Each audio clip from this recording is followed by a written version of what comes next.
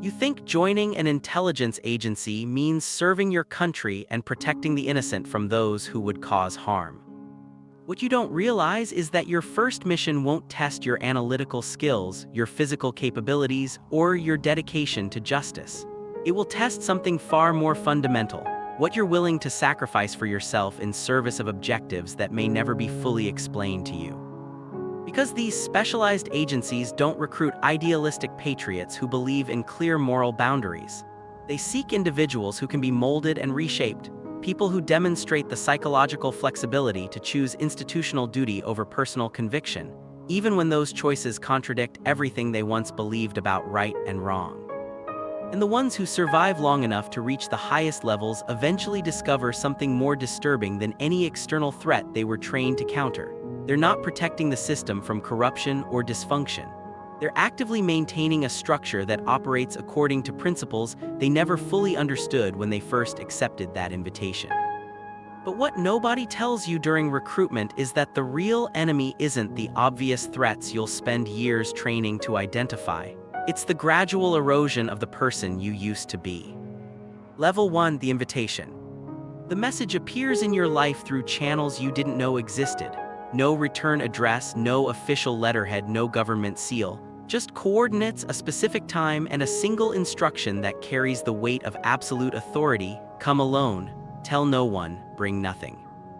You arrive at an unremarkable apartment building in a section of the city where people mind their own business and security cameras seem to malfunction regularly. The address leads to a third-floor unit with a door that opens before you can knock. Inside, a person sits behind a simple metal table.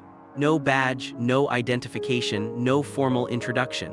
The room contains nothing except 2 chairs and the subtle hum of electronic equipment that suggests this conversation is being recorded and analyzed in real time.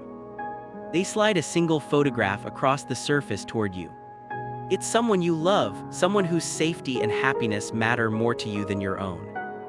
Then they begin describing a situation you believed was completely private, a financial pressure you've been hiding, a medical concern affecting your family, a legal complication that could destroy everything you've built. Details no stranger should know, information that reveals just how thoroughly your life has been studied and cataloged.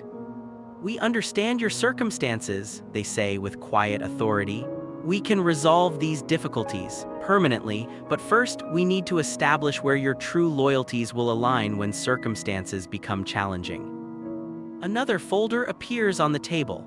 This one contains information about someone completely ordinary, a teacher, perhaps, or a small business owner, someone whose only notable characteristic is their complete harmlessness and distance from anything resembling criminal activity.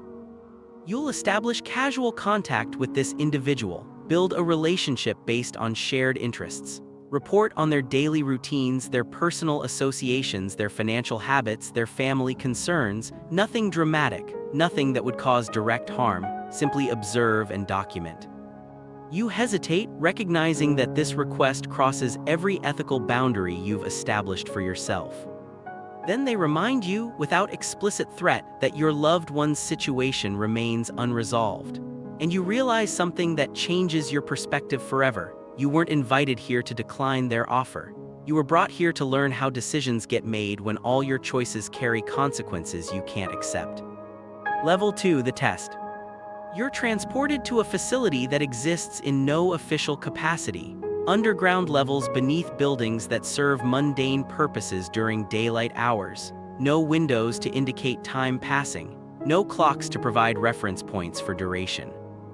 The environment is carefully controlled to create psychological pressure without obvious coercion. A scenario unfolds around you, complex, morally ambiguous, designed to resist simple analysis or clear resolution. Multiple people present conflicting information. Evidence points in contradictory directions. Time pressure builds while certainty remains elusive. Voices ask questions that have no perfect answers. Situations develop that demand immediate response despite incomplete understanding. The pressure intensifies gradually, professionally, until clear thinking becomes difficult. Eventually, they present you with a judgment to make, a decision that affects real outcomes for real people. You don't have sufficient facts, you never will. Perfect information doesn't exist in this environment. You provide an answer anyway, because hesitation itself becomes a choice with consequences. Later, during the debriefing, you learn something that fundamentally alters your understanding of decision-making.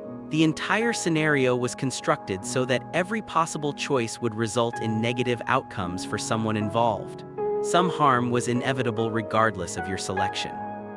They weren't testing your analytical accuracy or your moral reasoning. They were measuring your psychological capacity to act decisively when all available options carry unacceptable costs. Because in their world, perfect solutions don't exist, only the willingness to accept responsibility for imperfect ones. Level 3, the Academy. The training facility operates according to principles that prioritize psychological conditioning over physical instruction. You're taught to question every assumption, including fundamental beliefs about yourself and your capabilities.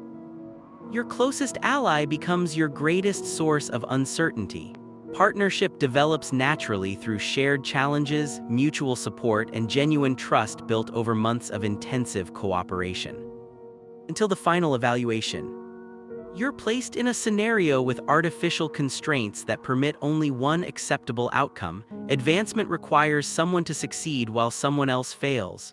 No external enemy to unite against. No clear moral framework to guide decisions.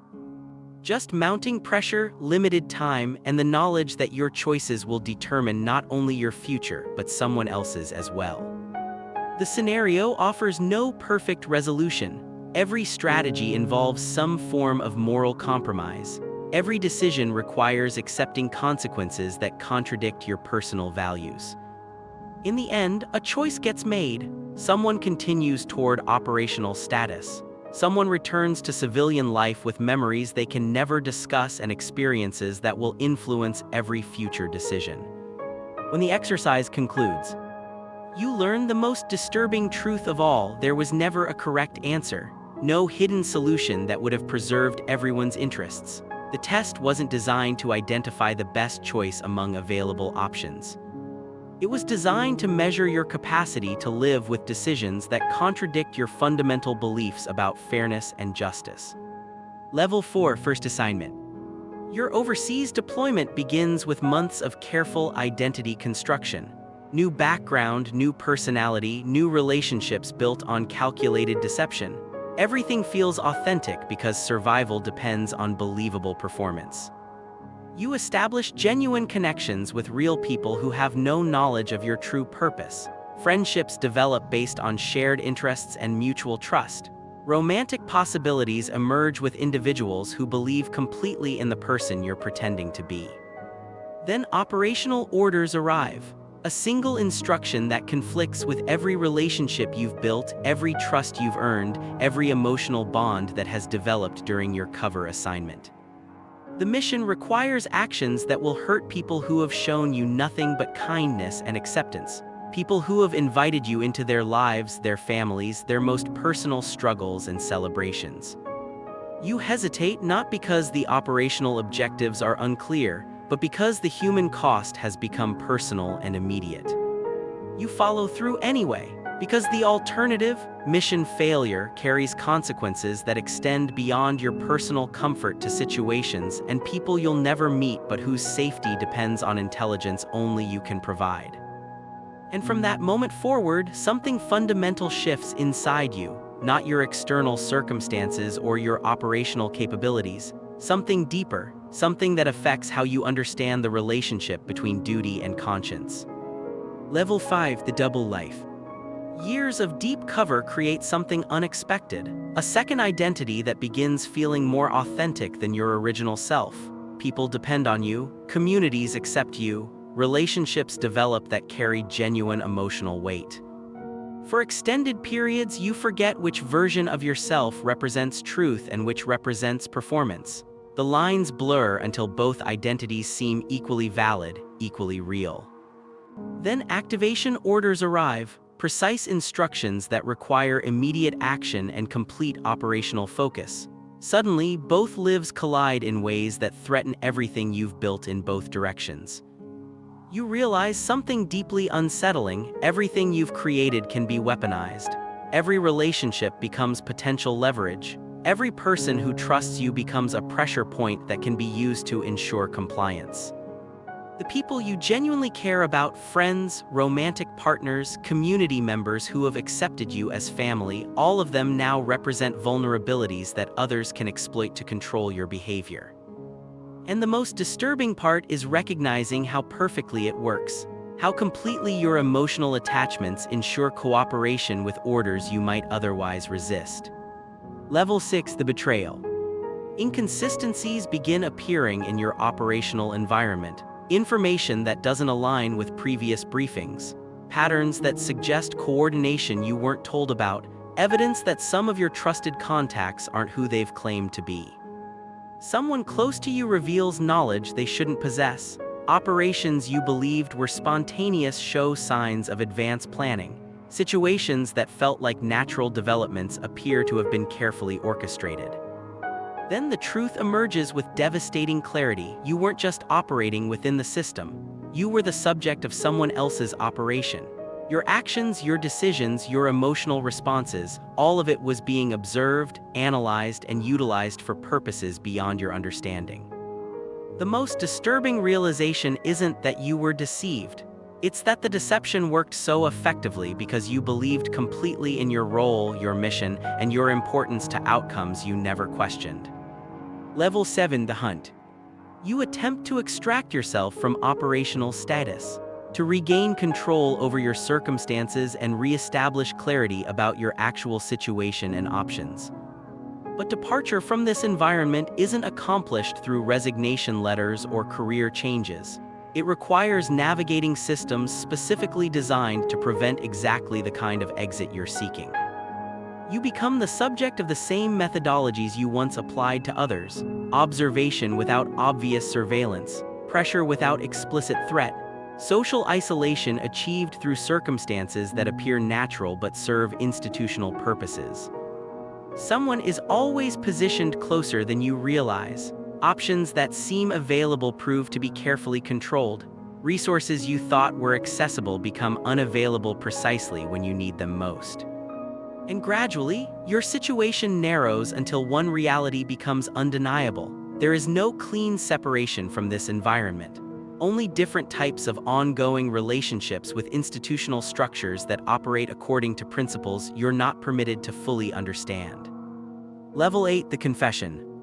Eventually, you're brought back, not through dramatic confrontation or obvious coercion, but through the simple presentation of complete information about your situation.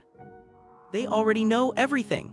Not just your recent actions and attempted extraction, but your psychological state, your decision-making patterns, your emotional pressure points, and your likely responses to various forms of institutional guidance. Then they explain something you never considered during your years of operational service. Nothing that happened to you was accidental or spontaneous. Every test, every relationship, every moral dilemma, every moment of crisis, all of it was carefully designed to achieve specific psychological outcomes. Not to control your behavior directly, which would be crude and temporary, but to understand exactly how far your decision-making process could be influenced under various types of pressure. To map your psychological boundaries and identify the precise conditions under which those boundaries could be shifted. You realize that your entire career has been an extended study of human adaptability, and you were both the researcher and the subject. Level 9: The asset. They don't remove you from operational status. Instead, they refine your psychological profile based on years of accumulated data about your responses to ethical pressure, emotional manipulation, and institutional authority. You return to active duty with a clarity that feels both liberating and disturbing. Emotional interference with decision-making has been minimized. Moral hesitation that previously complicated mission execution has been reduced to manageable levels. Choices that once required internal struggle now feel straightforward. Professional objectives take precedence over personal concerns with efficiency that would have been impossible during your earlier operational phases. Then one day, a mission puts you in direct contact with something from your previous life. A memory, a person, a situation that should trigger the emotional responses that once defined your character. You pause, expecting to feel something familiar, some echo of the person you used to be. And in that moment of pause, you realize that something did survive the conditioning process, not your original moral framework or emotional responsiveness, but your capacity to recognize what you've lost. Level 10, the ghost. Years later, your name disappears from official records, officially reassigned to administrative functions that exist only on organizational charts. Unofficially, your operational status continues in ways that leave no documentary evidence. Your story continues, but not in any context that permits public acknowledgement or historical verification. But here's the truth that most people never learn about institutional systems like this one. Individuals don't leave these environments through retirement or career transition. They become integrated into the operational structure that maintains these systems across decades and changes in political leadership. Even after they're officially gone, their psychological profiles, their operational experience, and their adapted moral frameworks continue serving institutional purposes that extend beyond any single mission or political objective. Because the most effective assets aren't the obvious operators who execute dramatic missions in foreign countries. They're the ones inside institutional systems who have learned to function normally while maintaining operational loyalty to principles they can't discuss with anyone outside similar environments. The real power isn't in the dramatic operations that make headlines. It's in the quiet maintenance of systems that shape how societies understand concepts like security, loyalty, and acceptable cost. And the most dangerous individuals aren't the obvious threats operating outside institutional boundaries. They're the ones inside those boundaries who have learned to live comfortably with moral flexibility that serves purposes beyond their personal understanding. If you've made it this far, you've seen how institutional loyalty gets created and maintained through psychological conditioning rather than ideological conviction. Subscribe if you want to understand more about systems that operate beyond public awareness. Like this, if it changed how you think about the relationship between individual conscience and institutional duty. And tell me in the comments, when personal values conflict with professional obligations, where do you draw the line? Because understanding that choice is the first step toward recognizing how others might draw it differently than you expect. Sometimes the most important battles happen inside individuals rather than between nations, and the outcomes of those internal conflicts determine the character of the institutions those individuals serve.